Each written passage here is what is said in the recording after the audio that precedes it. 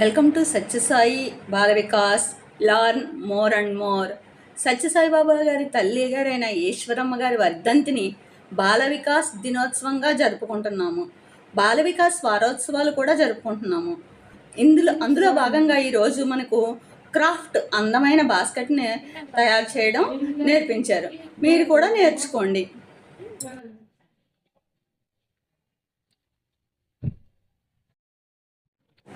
లోపల పిల్లలకి భజన గీతాలు నేర్పిస్తున్నారు, అందుకనే బయటికి తీసుకువచ్చి వీడియో తీస్తున్నాం. మీరు కూడా నేర్చుకోండి.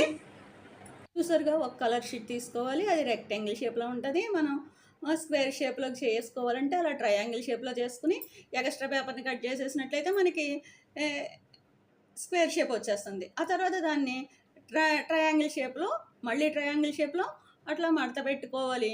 మడత పెట్టుకున్న తర్వాత దానిపైన రౌండ్గా గీత తీసుకుని అలా కట్ చేసుకోవాలి. కట్ చేసుకున్నట్లయితే ఫ్లవర్ షేప్లో వస్తుంది. అలా కట్ చేసిన తర్వాత మనకి ఫ్లవర్ షేప్ వస్తుంది.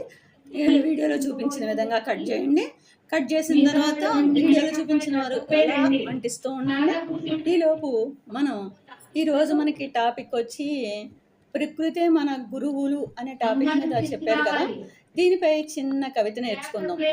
फूलों से नित हंसना सीखो, बहुरों से नित गाना, तरु की झुकी डालियों से नित सीखो शीश झुकाना.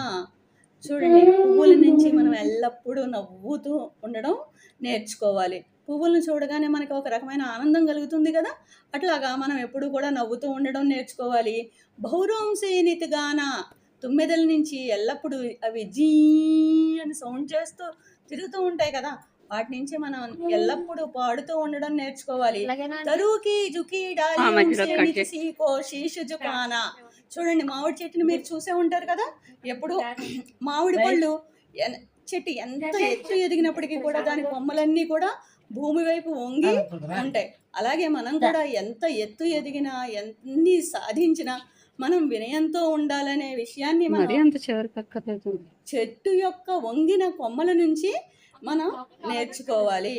ప్రకృతి నిజంగా మనకి ఎన్ని పాఠాలను నేర్పిస్తుందో చూడండి. మనం నేర్చుకున్న ప్రతి విషయాన్ని జీవితంలో అన్వయించుకోవాలి, ఉన్నతిని సాధించాలి. ఏ విషయాన్ని మర్చిపోకూడదు.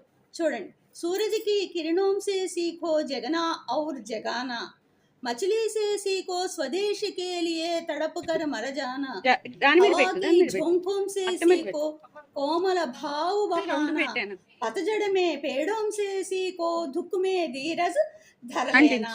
చూడండి, సూర్యుడు మనం పడుకునే ఉంటాం కానీ సూర్యుడు తన సమయం ప్రకారం చక్కగా వచ్చేసి తను లెగుస్తూనే మనల్ని కూడా బాబు పొద్దెక్కింది లేవండి లేవండి అని చెప్పి లేపుతూ ఉంటుంది. అలాగే సూర్యుడి నుంచి చూసి మనం సమయపాలన చక్కగా నేర్చుకోవాలి.